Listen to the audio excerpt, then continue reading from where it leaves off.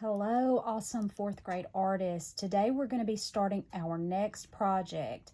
We're going to be doing weaving. So this is going to be very different. I think you're going to enjoy it. This is a new weaving project I've never done with students, but I think it's going to be a really easy one that you can do, easy to understand. So I'm going to try to help you do that in this video. So to begin with, teachers, in your lesson plans, there is a YouTube video called A Brief History of Weaving that I would like for you to show the students. It just talks about weaving.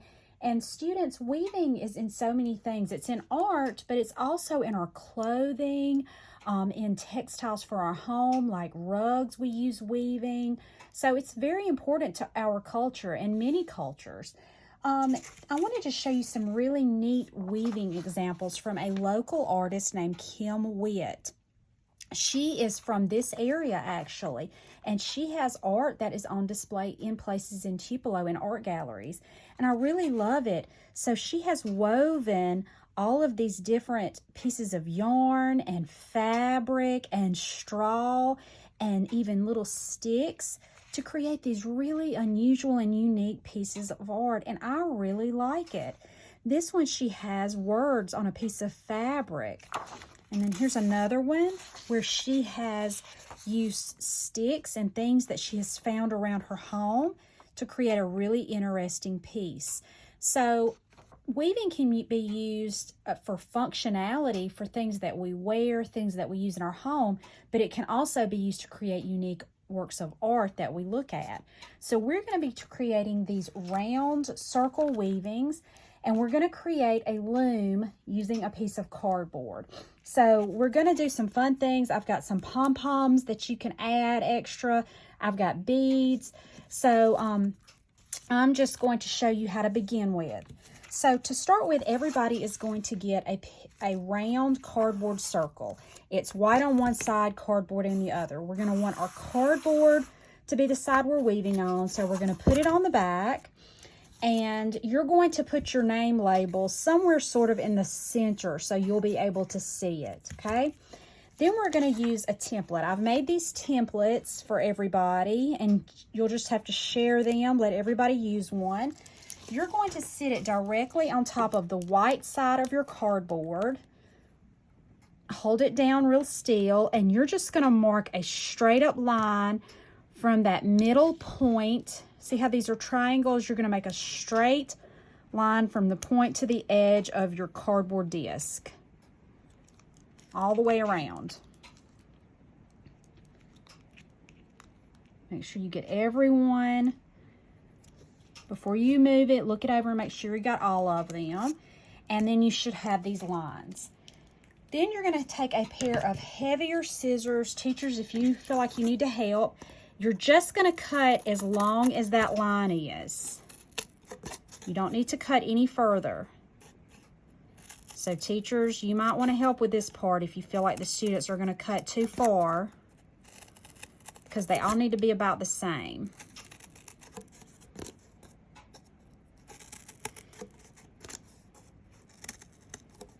Okay, last one. All right, now we're going to start by making our loom, which is what we will be weaving in. So I've got a little saying that we're going to do that kind of goes along with this. I'll tell you that in a minute. You're going to get a piece of yarn. You can let the students cut a piece. It needs to be pretty long, about like as tall as they are for this part, just to make sure you have enough. So let them cut off a piece of yarn. For the loom, just use the regular yarn. Doesn't have to be anything thick or fancy. Let's just start with a color of your choice, but just regular yarn, not the fat or the fancy yarn. All right, now, one thing I forgot to do is we're going to number our lines. So go back, find a place. It doesn't matter where the place is on here, and start. You're going to go 1, and you're making it like clockwise, like a clock. So go to your right and go 2, 3, 4, 5, 6, 7, 8, 9. Teachers, look them over, and they should have a clockwise set of numbers that go all the way up to 9. That's going to help you. Okay, so we're going to start at 1. So everybody is going to take the end of their yarn, push it through at 1, and tape it down. I like to use some of the heavy packing tape to make sure it holds. And we're just going down there at 1. Okay, so you're holding it like this. The 1 is at the top. You're going to go across to 6. So this goes down. It goes to the back and it comes up at 6. Okay, I'm going to go slow. Teachers, you can pause the video. So you come up at 6. You're going to go over to your neighbor's house at 7. Go down into that 7. So now it's going to look like that. And then you're going to go across the street to 2. It will come up from the back. So now you're here up at 2. Okay, you're going to go over to your neighbor's house at 3. Push it through there. And then you're going to go across the street to 8. So go across and come up at 8. You're going to go over to the neighbor's house at 9. Go down at 9. Go take your yarn through that little slot at 9. Then you're going to go across the street to 4. So you're coming up at 4 now. You're going to go over to the neighbor's house at 5. So go over to the 5 and then go in that slot. Okay, so then it should look something like that. And when you flip it over, it's going to look kind of wonky like that. That's okay. Teachers, I would like for you to help with this part. You take this loose piece. Teachers, you probably need to do this. Come up through the middle and under. And when you do that and pull it tight, it's going to make like the spokes on a wheel. Tie it off in the middle with a knot. Just come up through the next one. And now that's your loom. Okay? I'm going to provide in your lessons the little instructions for that if you need it printed out. All right, now we're going to start weaving. It does not matter where you start. Use whatever amount of yarn you've got left and start weaving. So for weaving, we go over, under, over, under. It's a pattern and it will stay the same for this project every single time. So I'm going to just pick a place to start. I'll start at my very tip top. I'm going to go over that one, under this one. And I do several in a row before I pull the yarn. I went under here, so I'm going to go over, under, over, under, over, under. Then after you get a few, you pull the yarn like that. See where you left off? Okay, so I went under there, so I'm going to go over, under, over, under, over, under. When you have a few, pull your yarn. It starts out really small, but it'll start building up. See where you left off. I went under here, so I'm going to go over, under, over, under, over, under, over, under. And I'm going to pull. You don't have to pull too tight, just till it all kind of lines up. And it will help you if you touch as you go and you really concentrate. So you don't need to be talking to your neighbors. You need to be concentrating on what you're doing so you don't lose your pattern. I went under here, so I'm going to go over, under, over, under, over, under, over, under. And I'm going to pull. Okay. Same thing. We're just going to keep going until we need new yarn. So I went under here, over, under, over, under, over, under, over, under, and pull. You only do a few at a time. You don't want to do too many. See how that's starting to make a weaving there? All right, we went under, so I'm going to go over, under, over, under, over, under, over, under. Okay, now you might want to start adding some beads. So I have some different kinds of beads that I'm sending to your school. some beautiful beads. And then some of these plastic, I have some wooden beads. I'm just going to use these for right now. Now the beads will only go through your thinner yarn, so you'll have to use them when you're using your thinner ones, and you can create a pattern. So you would just start by putting your yarn right through the bead. Sometimes it helps if you use tape and put a little Scotch tape around the edge so you can get it to go through there.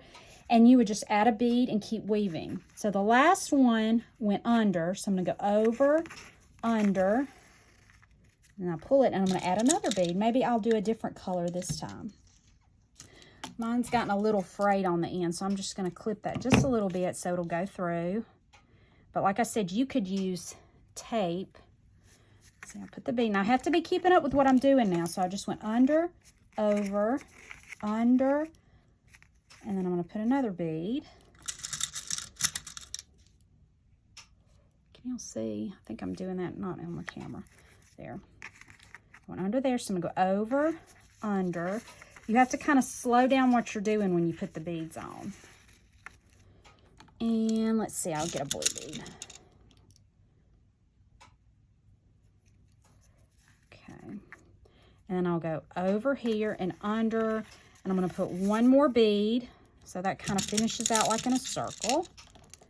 And then I'm going to weave a little more. I'm going to cut that again just a tad so it's, but like you don't have to keep cutting it. You can put a piece of tape. I just didn't have any tape right here.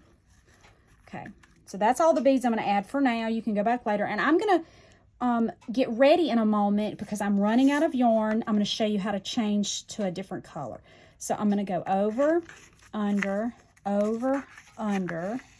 pull a few at a time, remember. Over, under, over, under. Now, I've got about this much yarn left. It's time to start adding. So this time, I want to use a little fatter, a thicker yarn. So you're going to do the same thing. You can cut off a long piece.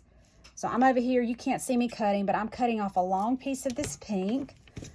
And then what you're going to do is tie it into your other piece. So how we're going to do that is you make an X. Teachers, you may have to help. The students make an X, come under with one side, then over, and you're just tying a knot. A tight knot, and then these little edges that hang off, clip them off with your scissors. And then you're going to start weaving again. So now I'll be using the end of my pink strand. So I have to go back and find my very last weave. So I put that one went under. This will go over, under, over, under, over, under. And we do a few, and then we pull. We still haven't got to the pink yet, but we will. That was under, so this is going over, under, over, under, over, under, pull. Okay. That went under. I'm going to go over, under, over, under, over, under. Remember, it's just opposite every time. Kind of the knot will kind of get hung. Under, over, under, over, under, over, under, pull. Oh, now we're getting to the part where the pink's coming in. Okay, so now that went under, so we're going to go over, under, over, under, over, under, over, under. Pull through. Okay. Again, that went under, so we're going to go over, under, over, under, over, under. You can get really confused if you're not paying attention. That one went under, so over, under, over, under, over, under. Okay, so you get the idea. Stopping whenever you need to change into different yarn, using thin yarn when you want to add beads, taking your time.